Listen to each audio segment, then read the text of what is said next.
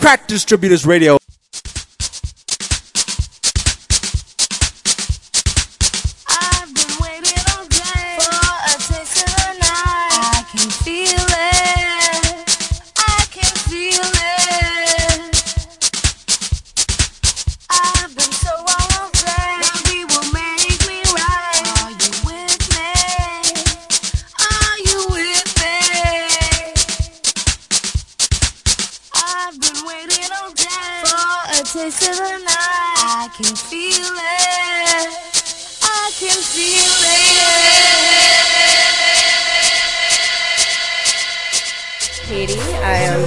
Founder and also affectionately known as the Queen Bee of Good Peoples.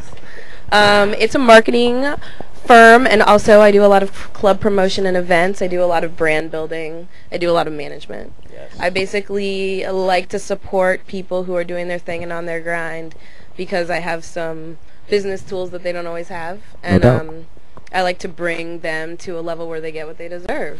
That's real right there. And so I try to spread the love with everybody and connect the right people in the right ways. I have a lot of interesting resources that I like to bring together in ways that aren't normally brought together. That's really ill. So let me know a little bit about how you got into what you're doing right now. You're very much so business-minded, doing your thing. So let me know a little bit about how that started. When was the time that you said, okay, I have to take this seriously and do this? I can honestly not even tell you a time when I did not know that I wanted to do this. I think I was like in 5th grade and was like, I want to work at a record label one day. I grew up playing the cello classically, and I went to college for that, and music and communications and all of those things, but I wasn't really a big fan of performing. Okay. But I loved being around performers, and I loved being a part of that atmosphere, so I was like, oh, well, why don't I just be the person who puts them on? That's way more fun.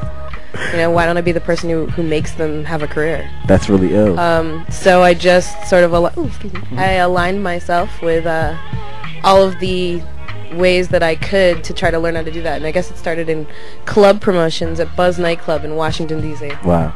And I was 19, and I was a promoter for the Buzz Party and the Fever Party, both legendary electronic music parties, until I moved to New York and then got a job at Warner Brothers Records. Yeah. And I worked in marketing there for 7 years total. Wow. And then I had a lot of amazing mentors there, and then when I left I decided that I had all these amazing resources, and I was surrounded by a community of creators that deserved to have those resources too, and I created a business around it. So Good Peoples is the business that was created. So let's know a little bit about that and what it's doing right now, the process, what it does on a day-to-day basis. What is Good People? I really, honestly, I try to do a little bit of everything day-to-day. I try to keep up with everybody day-to-day. I think that... Is it hard trying to maintain all those artists, that artistic, getting them together, doing what they do?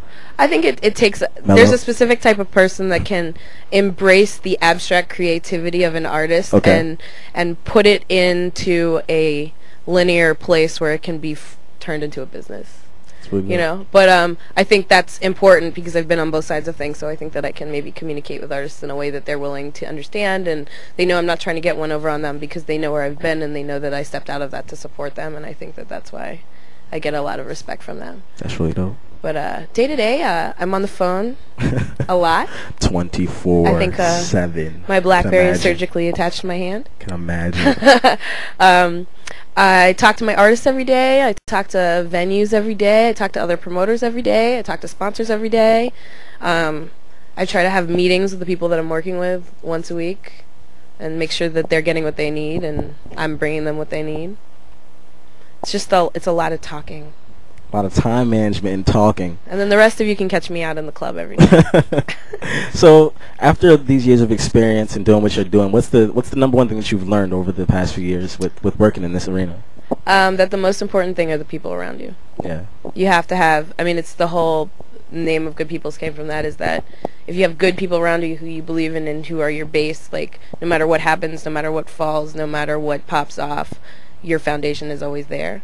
And that, like, those are the people who keep me doing what I'm doing. Those are the people who hold me up. Those are the people who are standing next to me when I'm having an amazing accomplishment, like Ryan. Shout out to Ryan back here behind me, who started as my intern and is on to much bigger and better things. He's like an amazing writer for magazines and blogs, and namedropacid.blogspot.com. And go ahead, but go you know, to it. He's here next to me, and like that's what it's about. You Really very rarely will see me rolling without like a family member with me, basically. Very necessary. So we just talked about, you know, the most important thing. What's been the biggest hurdle over the past few years? I think for me the biggest hurdle was that I'm also an abstract person, and trying to fit that into the confines of corporate business is not always is not always great. But I was really lucky. I had a lot of people who understood that I function that way, and created a space in Warner Brothers to allow that to happen. I don't think that's really normal. Mm-hmm. But that was definitely my biggest hurdle, is like I'm not exactly, you know, a suit. Yeah. So there's a middle ground where you have to learn how to communicate and work within that space, and that was my biggest hurdle. But once I got that, I think that's when my success started to happen. And we're back in the building right now with Katie from Good Peoples. Holla. And I think a lot of young people, they kind of, either they want to be a rapper, or they want to be a DJ and this and that, but there's a lot of us who want to get into business side of things. And so you're a really great example of that. So is there any advice that you can give to the youngsters out there who are trying to be on the same tip as you as far as brand management and being in the business side of the artistic area?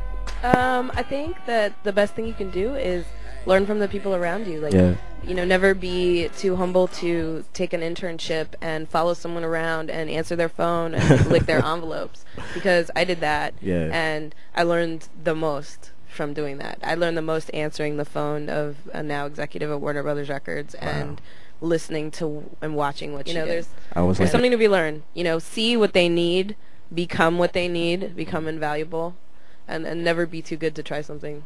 That's real right there. Crack Distributors Radio.